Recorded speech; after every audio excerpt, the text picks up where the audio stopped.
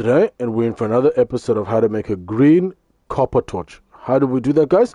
Well, it's got copper in it. It's named copper. It's got the name copper in it. So we're going to be needing copper. We're also going to be needing, of course, charcoal, some sticks, and just some from that copper, of course, copper ingots, right? Or copper nuggets, sorry. So what else are we going to be needing? It's a crafting table. So guys, I'll just get some sleep first, so that it could be a bit brighter outside, and then we'll go outside and we'll start mining this. So let's get straight into it. Beautiful. So first of all, we're going to be needing wood. So we go out here, we see a variety of wood here. Everywhere here, we see a variety of wood, and we come back in here.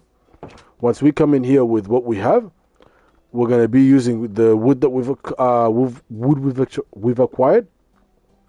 For example, I'm just looking for the oak wood, if I've got it here. Unfortunately, I don't, so we'll use any other wood, spruce wood, perhaps the most common.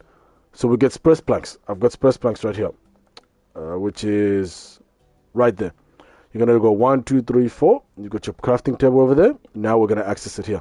It gives you a few more boxes here to be able to use.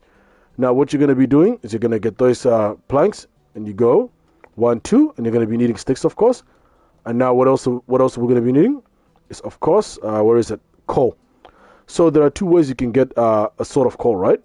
So one is charcoal, sorry, coal first, which is what you mine underground as you're looking for other elements, like for example, iron ore, copper ore, and you run into some coal, which are rocks with black spots on them.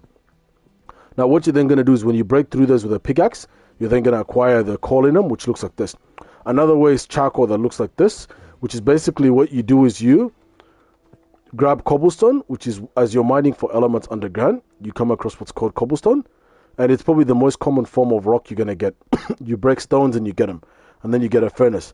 With the furnace, you come over here, then you then quickly place your wood on the top, or any sort of wood on the top, and then you place something to help it cook at the bottom, like another piece of wood. And then you're then able to, once it's done cooking, it creates charcoal, which I've got already, so I don't really need. I'll just wait for that to cook. That's great. So now what are we going to be doing, guys? Once we've got our charcoal or our coal, what we're going to be doing is, of course, making the green copper torch. So this is how we do it, right? So we're going to do it like this. So now what we're going to be needing is, of course, the copper. We're going to be needing to make copper ingots. How do we do that? Well, of course, copper ore right here, which I've just selected right here.